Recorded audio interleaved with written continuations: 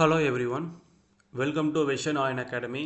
So இன்றைக்கி நான் main topic பார்க்க போகிறோம் அப்படின்னா February 2025 எக்ஸாமோட ஷார்ட் அண்ட் டைப் ரைட்டிங் கணக்கியல் தேர்வுகள்.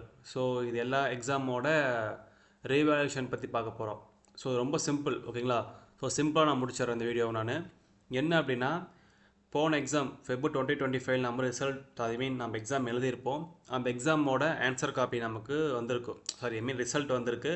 ரிசல்ட்டுக்கு அப்புறம் ஒரு சில பேருக்கு ரிசல்ட் பாசிட்டிவ் சந்தோஷம், நெகட்டிவ் வந்துருந்துச்சு அப்படின்னா அவங்க ஆன்சர் காப்பி அப்ளை பண்ணி எங்கே மிஸ்டேக் பண்ண எல்லாமே தெளிவாக பார்க்கலாம். ஸோ அதை பற்றி நோட்டிஃபிகேஷன் விட்டுருந்தாங்க. அதுக்கு நம்ம 150 பே பண்ணி அப்ளையும் பண்ணியிருந்தோம். ஸோ இன்றைக்கி என்ன பண்ணியிருக்காங்க அப்படின்னா, அந்த ஆன்சர் காப்பி அப்ளை பண்ணியிருந்தோம்ல, அந்த ஆன்சர் காப்பி ரிலீஸ் பண்ணியிருக்காங்க. ஸோ யார் யாரெல்லாம் ஆன்சர் காப்பி அப்ளை பண்ணியிருந்தீங்களோ நீங்கள் என்ன பண்ணலாம் அப்படின்னா, உங்களோட யூசர் நேம் பாஸ்வேர்டு எடுத்துகிட்டு நீங்கள் டோட் வெப்சைட்டில் ஆன்சர் காப்பி டவுன்லோட் பண்ணி பார்த்துக்கலாம். அப்ளை பண்ணியிருந்தால் மட்டும்தான் 150 கட்டி அப்ளை பண்ணியிருந்தால் மட்டும்தான் பார்க்க முடியும், இல்லாட்டி பார்க்க முடியாது. ஓகேங்களா? ஸோ இப்போ ஆன்சர் காப்பி வந்திருக்கு. ஆன்சர் காப்பி பார்த்துட்டு ரீவேல்யூவேஷன், அதாவது இந்த ஆன்சர் காப்பியில் தப்பு இருக்குது, நான் கரெக்டாக எழுதியிருந்தால் அவங்க மிஸ்டேக் பண்ணியிருக்காங்க, அந்த மாதிரி யாராவது ஃபீல் பண்ணீங்க அப்படின்னா நாம் ரீவேல்யூவேஷன் அப்ளை பண்ணலாம். ஸோ அதை பற்றி தான் இந்த வீடியோவில் தெளிவாக பார்க்க போகிறோம். ஸோ ஃபஸ்ட்டு பார்த்தீங்க அப்படின்னா இதெல்லாம் நமக்கு தேவை கிடையாது. ஸோ ஃபஸ்ட்டு பாருங்கள், இணையதளம் மூலம் மறுமதிப்பீட்டிற்கு மற்றும் விண்ணப்பிப்பதற்கான தொடக்க தேதி 20/5/2025. மேபி ஃபஸ்ட் டே எப்போவுமே நமக்கு எலிஜிபிளாக இருக்காது, 21 அந்த டேட் மாதிரி தான் நமக்கு கரெக்டாக வரும். ஓகேங்களா? அடுத்த கான்செப்ட் பாருங்கள், இணையதளம் மூலம் மறுமதிப்பீட்டிற்கு விண்ணப்பிப்பதற்கான கடைசி தேதி பார்த்தீங்கன்னா 26/5/2025. ஸோ மேபி நீங்கள் 21லேருந்து 26க்குள்ளே மோஸ்ட்லி முடிக்க பாருங்கள். ஸோ ஃபஸ்ட்டு என்ன பண்ணுறீங்க அப்படின்னா, பேப்பர் காய் பார்த்தீங்கன்னா செக் பண்ணுங்கள். ஓகேங்களா? ஃபஸ்ட்டு அதுக்குள்ள இந்த வீடியோ முடிச்சுக்கிறேன் நான். இதில் பாருங்கள், முக்கிய அறிவுகள் சொல்லிகள் என்ன அப்படின்னா, இணையதளத்தின் மூலம் முழுமையாக சமர்ப்பிக்கப்படும் விண்ணப்பங்கள் மட்டுமே ஏற்றுக்கொள்ளப்படும், விண்ணப்ப எண் பெறப்படாத விண்ணப்பங்கள் ஏற்றுக்கொள்ளப்பட மாட்டாது. கம்ப்ளீட்லி நான் விண்ணப்பம் வெப்சைட் மூலிமா மட்டும்தான் அப்ளை பண்ண முடியும். ஓகேங்களா? செகண்ட் ஒன் பாருங்கள், விண்ணப்பதாரர்கள் விண்ணப்பத்தில் அவர்களின் பாடப்பிரிவு மற்றும் அதன் நிலையை சரியாக குறிப்பிட வேண்டும். விண்ணப்பம் சமர்ப்பித்தவுடன் பாடப்பிரிவு மற்றும் நிலை மாற்ற விண்ணப்பங்கள் ஏற்கப்பட மாட்டாது. இப்போ ஒரு சில பேர் 2 எக்ஸாம் எழுதியிருப்பீங்க. இங்கிலீஷ், அதாவது இங்கிலீஷ் ஜூனியர், தமிழ் அந்த மாதிரி 2 எக்ஸாம் எழுதியிருப்பீங்க. ஸோ உங்களுக்கு எதில் ரீவேஷன் போடணுமோ அந்த இதையை சப்ஜெக்டை தெளிவாக நீங்கள் மென்ஷன் பண்ணணும். சரி, அதான் சொல்லியிருக்காங்க. தேர்டு பாருங்கள், விடைத்தாள் மறுமதிப்பீடு கோரி இணையதளத்தின் மூலம் விண்ணப்பிக்கும் விண்ணப்பதாரர்கள் ஒன்றிற்கு மேல் கூடுதலான பாடங்களுக்கு ஒரே விண்ணப்பமாக சமர்ப்பிக்கலாம் என தெரிவித்துக் கொள்ளப்படுகிறது.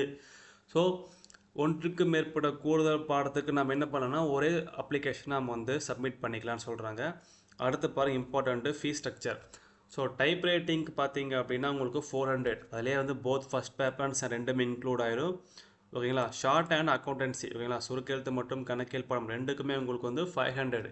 இதுலேயுமே நமக்கு என்னது போத் ஃபஸ்ட் பேப்பர்ஸ் அண்ட் ரெண்டுமே இன்க்ளூட் ஆயிரும். ஓகேங்களா? ஃபிஃப்த் பாயிண்ட், இம்பார்ட்டண்டான பாயிண்ட்டு ஹைலைட் பண்ணியிருக்காங்க. இணையதளத்தின் மூலம் விடைத்தாள்கள் கோரி விண்ணப்பித்த விண்ணப்பதாரர்கள் மட்டும் மறுமதிப்பீட்டிற்கு விண்ணப்பிக்க அனுமதிக்கப்படுவார்கள். அதாவது ஸ்கேண்ட் ஆன்சர் காப்பி அப்ளை பண்ணவங்க மட்டும்தான் ரீவேல்யூஷனுக்கு எலிஜிபிள். ஓகேங்களா? ஸோ அப்ளை பண்ணாமல் நான் ரீவேஷன் போடுறேன் அப்படின்னா வாய்ப்பு கிடையாது. நீங்கள் கம்பல்சரி 150 கட்டி ஆன்சர் ஷீட்டு ஸ்கேண்டு காப்பி வாங்கியிருக்கணும். அது வாங்கியிருந்தால் மட்டும்தான் நம்மளால் ரீவேஷன் எலிஜிபிள். ஓகேங்களா? அடுத்த கான்செப்ட் பாருங்கள், இணையதளம் வழியாக விண்ணப்பிக்காமல் பழைய விண்ணப்பம் கொண்டு தபால் மூலம் அனுப்பப்படும் விண்ணப்பங்கள் ஏற்றுக்கொள்ளப்பட மாட்டாது. ஸோ இதெல்லாம் பழைய கான்செப்ட். ஓகேங்களா? ஸோ ஃபஸ்ட்டில் எப்படி இருந்துச்சு அப்படின்னா, போஸ்ட் அனுப்புவாங்க இங்கேருந்து. ஸோ அது அங்கே போய் டோட்டுக்கு ரீச் ஆகி நமக்கு ரிசீவ் அந்த மாதிரி மெசேஜ் வரும். ஓகேங்களா? இப்போ அந்த மாதிரி கிடையாது. ஓகேங்களா? இப்போ அந்த மாதிரி இல்லை. நீங்கள் ஸ்ட்ரெயிட்டாக வெப்சைட் மூலியமாக அப்ளை பண்ணோன்னு, போஸ்ட்டுக்கு இது யாரும் பண்ணிட வேண்டாம்னு சொல்கிறாங்க. சரிங்களா?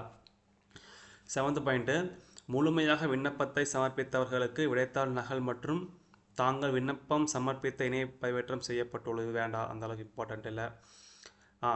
விண்ணப்பத்தை சமர்ப்பிக்காமல், அதாவது கம்பல்சரி சப்மிட் கொடுக்கணும் நீங்கள். ஓகேங்களா? ஸோ நிறைய பேர் இன்னும் மிஸ்டேக் பண்ணுறாங்க அப்படின்னா, அப்ளை பண்ணிடுறாங்க ஆனால் சப்மிட் பண்ண மறந்துடுறாங்க. இங்கே அதான் சொல்கிறாங்க, விண்ணப்பத்தை சமர்ப்பிக்காமல் பணம் செலுத்தியிருந்தாலோ வேறு ஏதேனும் காரணங்களால் தவறாக பணம் செலுத்தியிருந்தாலோ எக்காரணத்தை கூட திருப்பி செலுத்தப்பட மாட்டாது.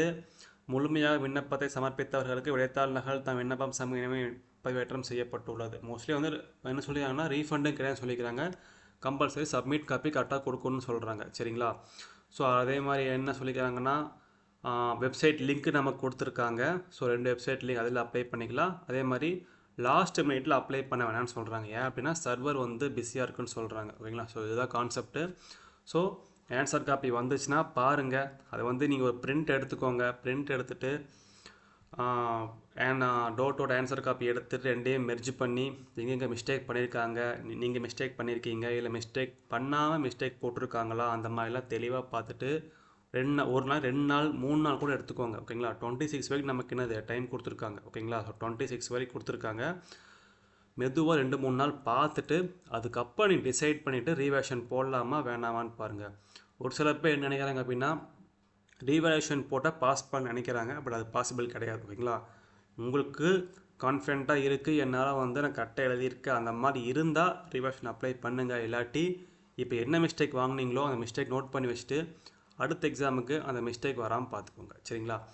அதே மாதிரி யாருக்காவது வந்து ரீவேஷன் அப்ளை பண்ணணும் அப்படின்னா நீங்கள் கான்டாக்ட் பண்ணலாம், இல்லை நீங்களே பண்ணுறனாலும் பண்ணலாம். ஓகேங்களா? ஸோ இதுக்கு அடுத்த வீடியோ இம்பார்ட்டண்டான வீடியோ. அதில் என்ன பண்ணுறேன் அப்படின்னா ஆன்சர் காப்பி வச்சு நான் வந்து ஒரு வீடியோ போட்டிருக்கேன். ஸோ அது மறக்காம அந்த வீடியோ பாருங்கள். எப்படியெல்லாம் கரெக்ஷன் பண்ணியிருக்காங்க டோட்டில் அப்படின்னு சொல்லி எங்கள் ஆன்லைன் ஸ்டூடெண்ட்ஸோட மார்க், அதாவது பேப்பரை வச்சு நான் ஒரு கிளான்ஸ் கொடுக்குறேன். அந்த வீடியோ மறக்காமல் ஃபுல்லாக பாருங்கள். ஓகேங்களா? வேறு டவுட் இருந்தால் எனக்கு வாட்ஸ்அப் பண்ணுங்கள். டிஸ்கிரிப்ஷனில் நம்பர் கொடுத்துக்கிறேன். ஓகேங்களா? என்ன டவுட்னாலும் வாட்ஸ்அப் பண்ணுங்கள். தேங்க்யூ.